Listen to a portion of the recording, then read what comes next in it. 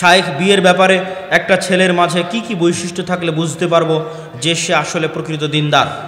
শুধু ছেলে নয়, ছেলে মেয়ে উভয়ের ক্ষেত্রে আপনাদেরকে একটা নাসিহা করে যাই যে আপনারা যদি মনে করেন দিনদার মেয়ে পাত্রী হিসেবে নেবেন, আপনারা যদি মনে করেন দিনদার ছেলে পাত্র হিসেবে নেবেন, তাহলে আপনাদের জন্য নাসিহা হচ্ছে মাদ্রাসার ছাত্রী হিসেবে, বোরখা হিসেবে, পর্দা হিসেবে কখনোই দিনদার বাছাই করবেন না।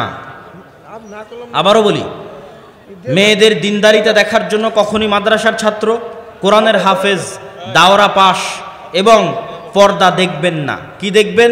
মেয়েদের দিনদারিতা দেখার জন্য মেয়ের মাকে দেখবেন, মেয়ের খালাকে দেখবেন, মেয়ের ফুফুকে দেখবেন।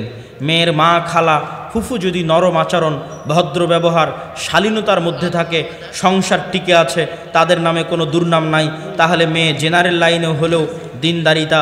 আর যদি মেয়ের মা, খালা, ফুফু তাদের মধ্যে অশালীন আচরণ লক্ষ্য করা যায়, বেহায়াপনা, বেলেল্লাপনা লক্ষ্য করা যায়, তাহলে মেয়ে মহিলা মাদ্রাসায় পড়লেও, কোরআনের হাফেজ হলেও, তাহলে সেটা আপনার জন্য সৎ এবং দিনদার পাত্রী হিসেবে নাও হতে পারে। আমি একজন একই অবস্থা ছেলেদের, ছেলের মধ্যে সৎকে, যার বাবা সৎ, যার দাদা সৎ, যার চাচা সৎ, যার আত্মীয় স্বজন সৎ, সে সৎ। মাদ্রাসায় পড়লো কি, আলেম হলো কি, এটা দেখে লাভ নাই। ছেলের বাবা কেমন, ছেলের দাদা কেমন ছিল, এটা দেখলেই যথেষ্ট।